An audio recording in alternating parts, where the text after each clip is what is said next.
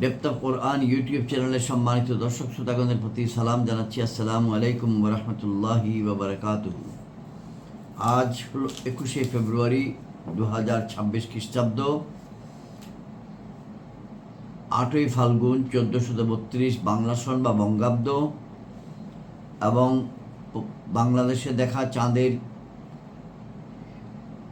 হিসাব মোতাবেক, বাংলাদেশে অনুষ্ঠিত হিজরি ক্যালেন্ডার মোতাবেক আজ রমজানুল মোবারক মাসের 3 তারিখ 1447 হিজরি। ডেপথ অফ কোরআন ইউটিউব চ্যানেলের বাংলা ভাষায় বা বাংলা ভাষ্যে এবং ইংরেজি ভাষায় বা ইংরেজি ভাষ্যে আমরা পবিত্র কোরআন শরীফ থেকে তেলাওয়াত করে অতঃপর অর্থ উপস্থাপন করি। মহান আল্লাহ রব্বুল আলমিনের সন্তুষ্টি অর্জনই আমাদের একমাত্র লক্ষ্য। এই ধারাবাহিকতায় আজকে আমরা 180 এবং 181তম পর্ব উপস্থাপন করব। প্রথমে 180, তারপর 181। আমি দুটো পর্বের কথা একসঙ্গে কেন বললাম, কারণ দুটো পর্বই শুধু শ্রোতাগণের বা দর্শকগণের সুবিধার্থে দুইটি পর্বে করা হলো, যেন দৈর্ঘ্যটি সীমার মধ্যে থাকে, ধৈর্যের মধ্যে থাকে। আলোচনা একই, মৌলিক থিম একই।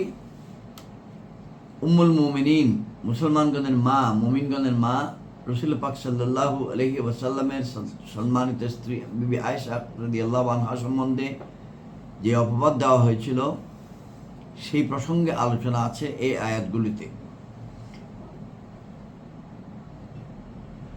18ই ফেব্রুয়ারি 26 তারিখে 179তম পর্বে আমরা পবিত্র কোরআনের সূরা নূর তেলাওয়াত এবং অর্থ উপস্থাপন শুরু করেছিলাম, এবং সেখানে সূচনা বক্তব্যে আমরা এই সূরার শানে নুজুল বর্ণনা করেছিলাম। আজকের আলোচনায় তা আবারও আসবে, এবং টিকা আমরা পড়ে যখন শোনাবো তার মধ্যে এই আলোচনাটি পুরোপুরি পাওয়া যাবে। আমরা শুরু করতে চাই, দরুদ শরীফ তেলাওয়াত করছি। আল্লাহুম্মা সাল্লি আলা মুহাম্মাদিন ওয়া আলা আলি মুহাম্মাদিন কামা সাল্লাইতা আলা ইব্রাহিম ওয়া আলা আলি ইব্রাহিম ইন্নাকা হামিদুম মাজিদ। আল্লাহুম্মা বারিক আলা মুহাম্মাদিন ওয়া আলা আলি মুহাম্মাদিন কামা বারাকতা আলা ইব্রাহিম ওয়া আলা আলি ইব্রাহিম ইন্নাকা হামিদুম মাজিদ। সাল্লাল্লাহু আলাইহি ওয়াসাল্লাম, সাল্লাল্লাহু আলাইহি ওয়াসাল্লাম, সাল্লাল্লাহু আলাইহি ওয়াসাল্লাম।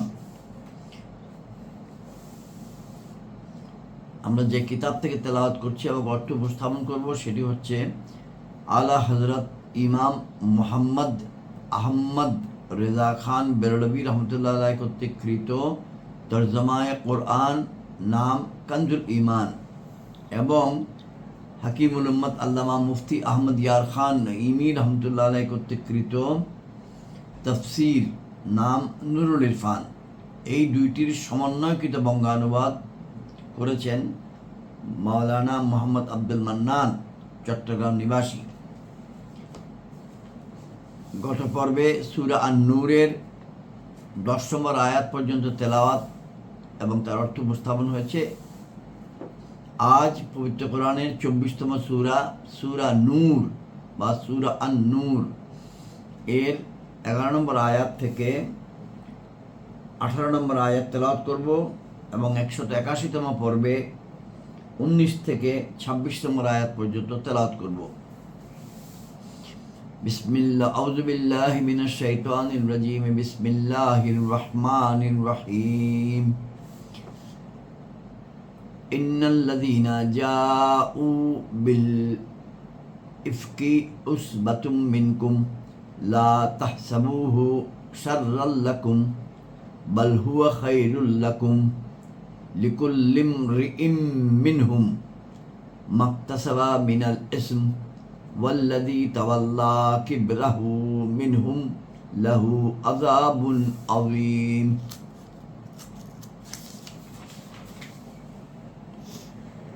লাউলা ইয সামি'তুমূহু যুআন্নাল মুমিনুনা ওয়াল মুমিনাতু বিআনফুসিহিম খায়রান وقالوا هذا إفك مبين لولا جاءوا عليه بأربعة شهداء فإذ لم يأتوا بالشهداء فأولئك عند الله هم الكاذبون। ওয়ালাউলা ফাদলুল্লাহি আলাইকুম ওয়া রাহমাতুহু ফিদ দুনিয়া ওয়াল আখিরাতি লামাসসাকুম ফীমা আফাদতুম ফীহি আযাবুন আযীম ইজ তালাক্কাউনাহু বিআলসিনাতিকুম ওয়া তাকুলুনা বিআফওয়াহিকুম মা লাইসা লাকুম বিহি ইলমুন ওয়া তাহসাবুনাহু হায়্যিনাও ওয়া হুয়া ইনদাল্লাহি আযীম ওয়ালাউলা ইয সামি'তুমূহু কুলতুম মা ইয়াকুনু লানা আন নাতাকাল্লামা বিহাযা সুবহানাকা হাযা বুহতানুন আযীম ইয়াইযুকুমুল্লাহু আন তাউদু লিমিসলিহি আবাদান ইন কুনতুম মুমিনিন ওয়া ইউবায়্যিনুল্লাহু লাকুমুল আয়াত ওয়াল্লাহু আলীমুন হাকীম ইন্নাল্লাযীনা ইউহিব্বুনা আন তাশীআল ফাহিশাতু ফিল্লাযীনা আমানু লাহুম আযাবুন আলীমুন ফিদ দুনিয়া ওয়াল আখিরাহ ওয়াল্লাহু ইয়া'লামু ওয়া আনতুম লা তা'লামুন ওয়ালাউলা ফাদলুল্লাহি আলাইকুম ওয়া রাহমাতুহু ওয়া আন্নাল্লাহা রাউফুর রহিম ইয়া আইয়ুহাল্লাযীনা আমানু লা তাত্তাবিউ খুতুওয়াতিশ শাইতান ওয়া মান ইয়াত্তাবি খুতুওয়াতিশ শাইতানি ফাইন্নাহু ইয়া'মুরু বিল ফাহশাই ওয়াল মুনকার ওয়ালাউলা ফাদলুল্লাহি আলাইকুম ওয়া রাহমাতুহু মা যাকা মিনকুম মিন আহাদিন আবাদান ওয়ালাকিন্নাল্লাহা ইউযাক্কি মান ইয়াশা ওয়াল্লাহু সামিউন আলীম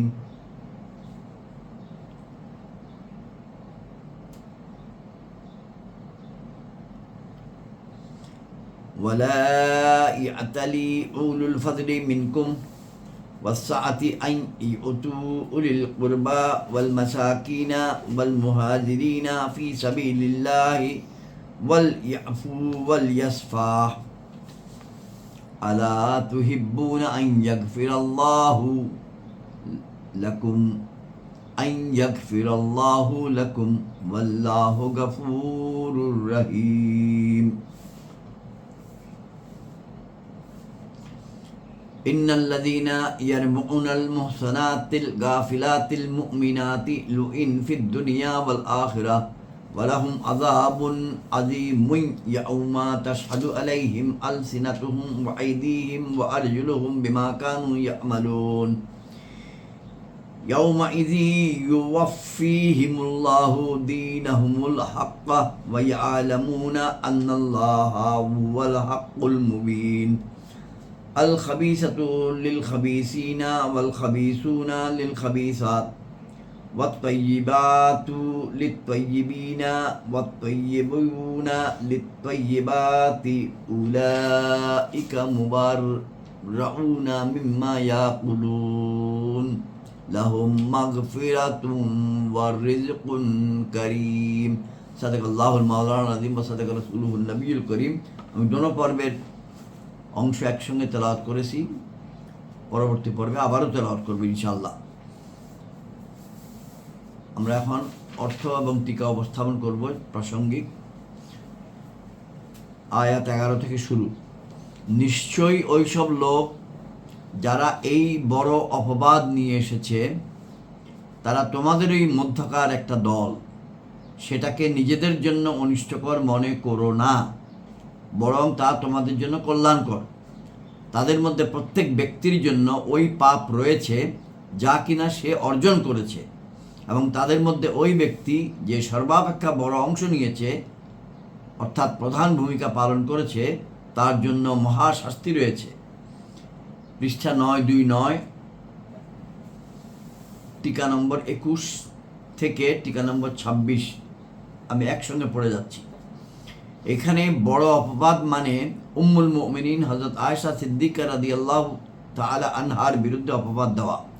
যেহেতু তিনি সমস্ত মুসলমানের মা, আর মায়ের বিরুদ্ধে অপবাদ দেওয়া ছেলে সন্তানের জন্য চূড়ান্ত দুর্ভাগ্যই, সেহেতু এটাকে বড় অপবাদ বলা হয়েছে। এর সংক্ষিপ্ত ঘটনা হচ্ছে এইরূপ। ৫ম হিজরিতে বনি মুস্তালাক এর যুদ্ধ সংঘটিত হলো। এই যুদ্ধে উম্মুল মুমিনিন হযরত আয়েশা সিদ্দিকা রাদিয়াল্লাহু তাআলা আনহা রাসূল পাক সাল্লাল্লাহু তাআলা আলাইহি ওয়াসাল্লামের সাথে ছিলেন। ফেরার পথে মুজাহিদদের কাফেলা এক স্থানে যাত্রা বিরতি করল। সুবহ সাদেকের পূর্বে উম্মুল মুমিনিন শৌচকর্ম সম্পাদনের জন্য কোনো এক নির্জন প্রান্তে তশরিফ নিয়ে যান। সেখানে তার গলার হার ছিঁড়ে পড়ে গিয়েছিল। ওইটা খুঁজতে খুঁজতে তার ফিরতে দেরি হয়ে গেল। এদিকে কাফেলা যাত্রা আরম্ভ করে দিল। কাফেলার লোকদের জানাই ছিল না যে উম্মুল মুমিনিন মজুদ নাই। উম্মুল মুমিনিন কাফেলার স্থানে ফিরে এসে বসে গেলেন। হযরত সফওয়ানকে কাফেলার কিছু পিছনে দাঁড় করানো হয়েছিল, যাতে তিনি অর্থাৎ হযরত সফওয়ান তিনি কাফেলার ভুলে ফেলে যাওয়া সামগ্রী কুড়িয়ে নিয়ে যান। ওই যুগে এটাই নিয়ম ছিল। যখন হযরত সফওয়ান সেখানে পৌঁছালেন এবং উম্মুল মুমিনিন হযরত আয়েশা সিদ্দিকা রাদিয়াল্লাহু আনহাকে দেখলেন, তখন তিনি উচ্চস্বরে ইন্না লিল্লাহি পড়লেন, ইন্না লিল্লাহি ওয়া ইন্না ইলাইহি রাজিউন পড়লেন। উম্মুল মুমিনিন তখন তন্দ্রাচ্ছন্ন ছিলেন। এই আওয়াজ শুনে তিনি চমকে উঠলেন। হযরত সফওয়ান আপন উটনি অর্থাৎ ফিমেল উটনিকে বসিয়ে দিলেন। মা আয়েশা সিদ্দিকা রাদিয়াল্লাহু আনহু সেই উটনির উপর সওয়ার হলেন, আর হযরত সফওয়ান উটের লাগাম ধরে আগে আগে চলতে লাগলেন। এভাবে তাকে কাফেলা পর্যন্ত পৌঁছাইয়া দিলেন। কালো অন্তর, মন্দ অন্তর, কালো অন্তর দুষ্ট মানসিকতা সম্পন্ন মুনাফিকরা অপবাদ ছুড়ে মারল। কিছু সরল প্রাণ মুসলমানও তাদের ধোকার শিকার হয়ে গেল। উম্মুল মুমিনিন এই অপবাদ সম্পর্কে কিছুই জানতেন না। তিনি গুরুতর অসুস্থ হয়ে পড়েছেন। দীর্ঘ 1 মাস যাবৎ তিনি অসুস্থ ছিলেন। ইত্যবসরে উম্মে মিস্তাহর মাধ্যমে তিনি সে সম্পর্কে অবগত হলেন। ফলে তার অসুস্থতা আরও বেড়ে গেল। তিনি আপন পিত্রালয়ে তশরিফ নিয়ে গেলেন, আর মনের দুঃখে এত বেশি কেঁদেছিলেন যে কয়েক রাত্র তার মোটেই নিদ্রা আসে নাই। এই প্রসঙ্গে এই আয়াত শরীফগুলো অবতীর্ণ হয়।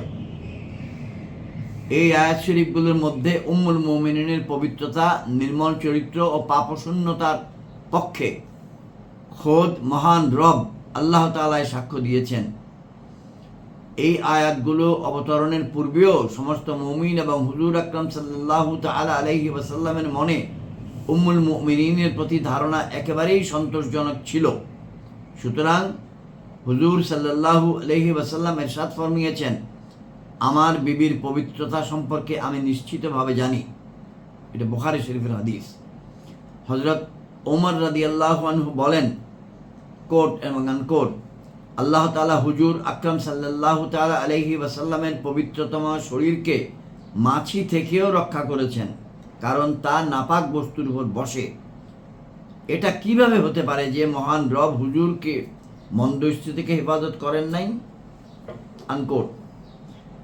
হযরত ওসমান রাদিয়াল্লাহু তাআলা আনহু বলেন, মহান আল্লাহ রব্বুল আলামিন হুজুরের ছায়া জমিনের উপরে পড়তে দেন নাই, যাতে কারো পা এর উপর না পড়ে।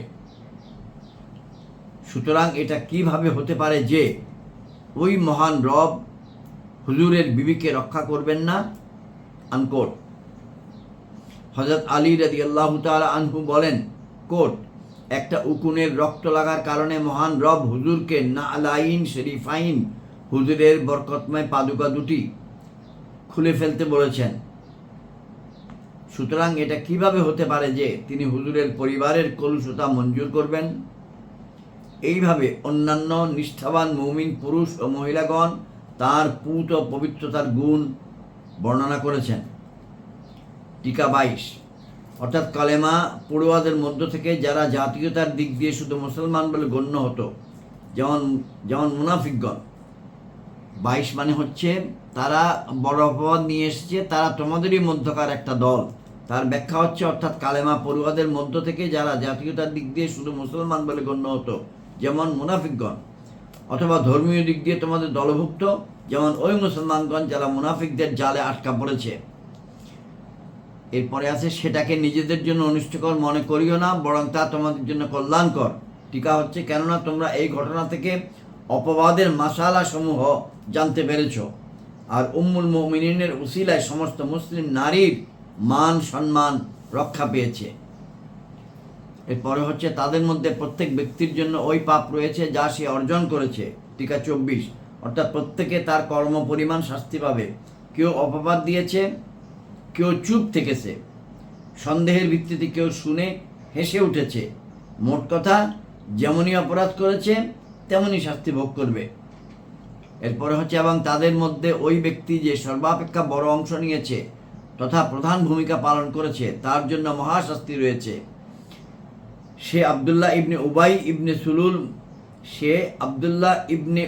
ইবনে সুলুল মুনাফিক, যে এই তুফান গড়েছে এবং এই অপপ্রচার করেছে। দুনিয়া ও আখেরাতে, দুনিয়াতে 80 চাবুক, তাদের জন্য মহাশাস্তি। দুনিয়াতে 80 চাবুক এবং সাক্ষ্য অগ্রহণযোগ্য হওয়া, কিয়ামত পর্যন্ত মুসলমানদের সমালোচনার পাত্র হওয়া, আখিরাতে দোজখের শাস্তি। সর্বশেষ উপসংহার, বড়দের সঙ্গে বেয়াদবি করলে বড় শাস্তি আসে। আয়াত 12 বাংলা অর্থ, কেন এমন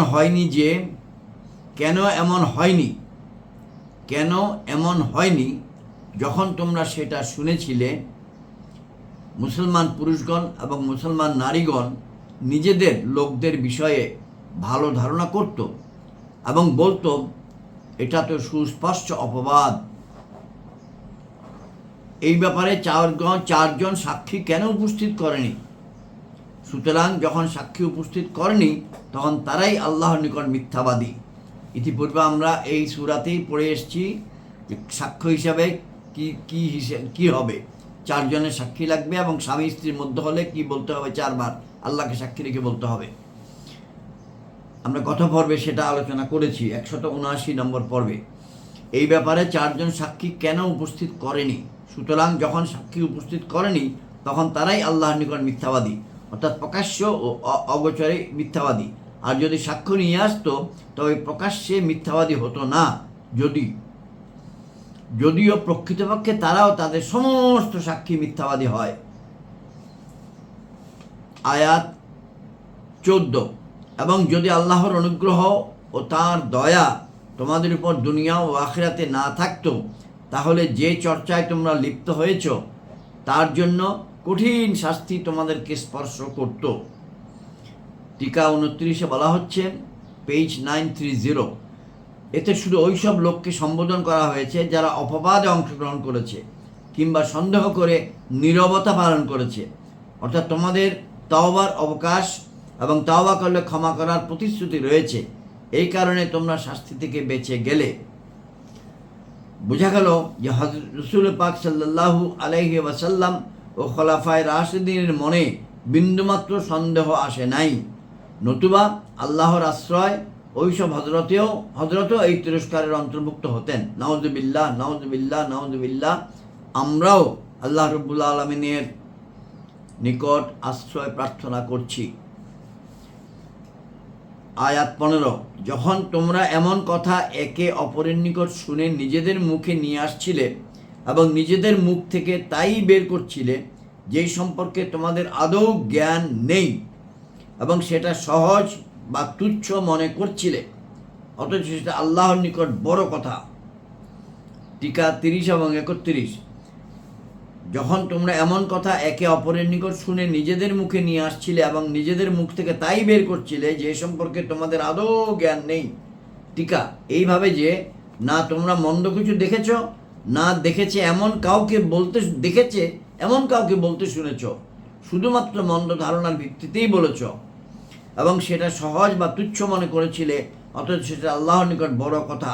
এই থেকে বোঝা গেল যে কোনো কোনো সাহাবী থেকে গুনাহ ও পাপাচার সম্পন্ন হয়েছে, কিন্তু তারা সেটার উপর স্থির বা হট ধরে থাকেননি। সুতরাং একথা বলা বিশুদ্ধ যে সাহাবীগণ সবাই দ্বীনের উপর সঠিক অর্থে অটল। মহান রব তাদের সম্পর্কে ইরশাদ করেছেন, যার বাংলা অর্থ এই, এবং প্রত্যেকের সাথে আল্লাহ মঙ্গলের তথা জান্নাতের ওয়াদা করেছেন। সূরা 4 নম্বর সূরার আয়াত নম্বর 95, 4 নম্বর সূরার আয়াত নম্বর 95 এবং 98 নম্বর সূরার আয়াত নম্বর 8। তাদের প্রতি আল্লাহ সন্তুষ্ট হয়েছেন, তারাও আল্লাহর প্রতি সন্তুষ্ট। তাদের প্রতি আল্লাহ সন্তুষ্ট হয়েছেন, তারাও আল্লাহর প্রতি সন্তুষ্ট। সূরা 98 আয়াত 8, রাদিয়াল্লাহু আনহুম ওয়া রাদু আনহু।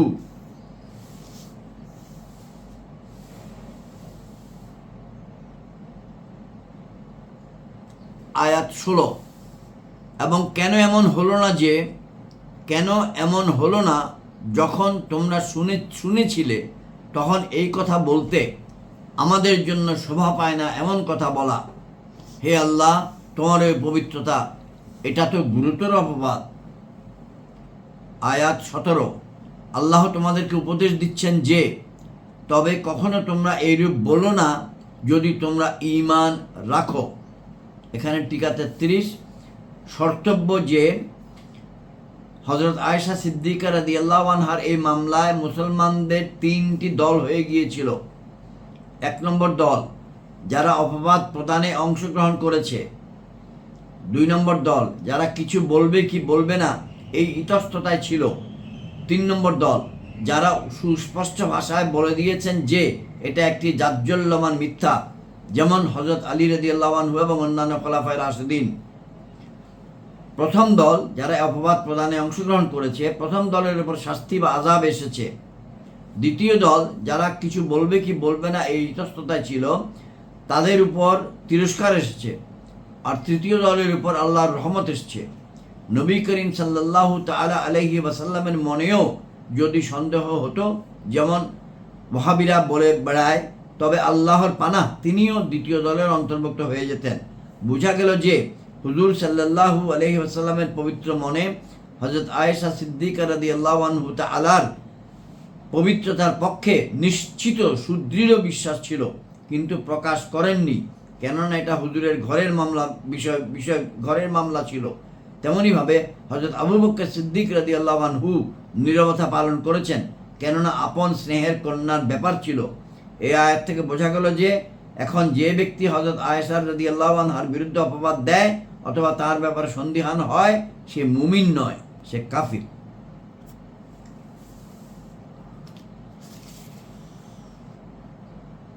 আয়াত 18, এবং আল্লাহ তোমাদের জন্য আয়াতসমূহ সুস্পষ্টভাবে বর্ণনা করেন, আর আল্লাহ জ্ঞানময় প্রজ্ঞাময়। ওয়াল্লাহু আলিমুন হাকিম।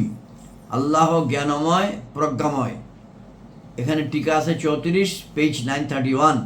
টিকা 34 মানে শরীয়তের আল্লাহ তোমাদের জন্য আয়াতসমূহ সুস্পষ্টভাবে বর্ণনা করেন, তার মানে হলো শরীয়তের বিধানাবলী সংক্রান্ত আয়াতগুলি অথবা হযরত উম্মুল মুমিনিনের সত্যতার আলামত বা চিহ্নগুলি।